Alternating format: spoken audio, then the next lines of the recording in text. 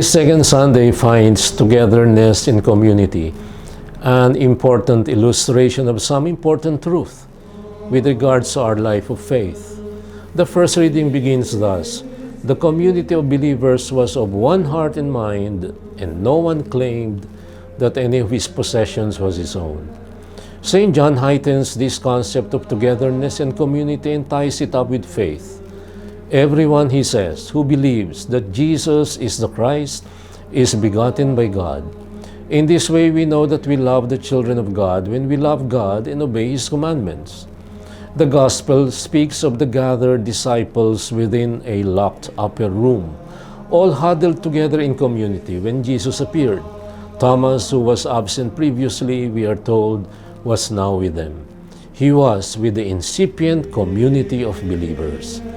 The first reading does not refer to individual believers, but to a community.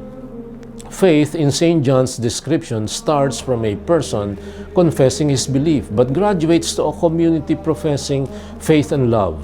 In this way, we know that we love the children of God. And Thomas was an unbeliever for as long as he was alone, absent and detached from the rest of the community. These details have far-reaching and important consequences about our faith.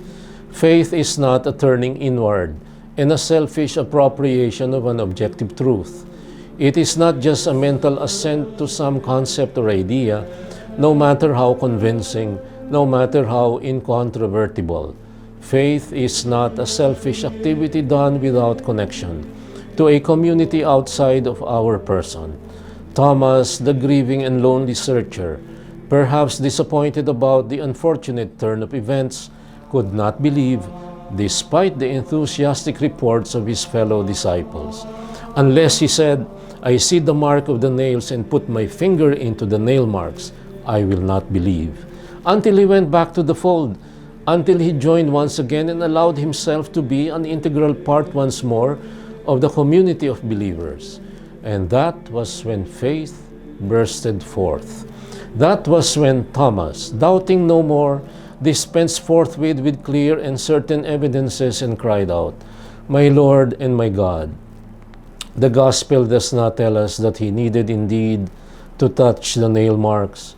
It was a spontaneous profession of faith, not on the material facticity of the wounds and nail marks, but on the person of Christ, risen from the dead. We modern people seem unable to dispense with clear and certain evidences. We always look for shallow signs. We look for them in bleeding statues. We run around searching for places where spectacular pseudo-miracles happen. We put a lot of importance on tangible proofs.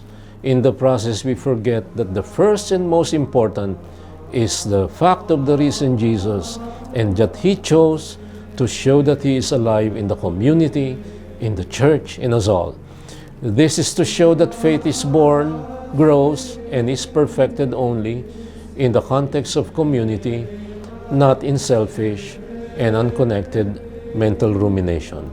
My dear brothers and sisters, given this reality, I would like to encourage you all to grow in community. No man is an island. As Christian believers, we belong to a faith community, a living community that is the church.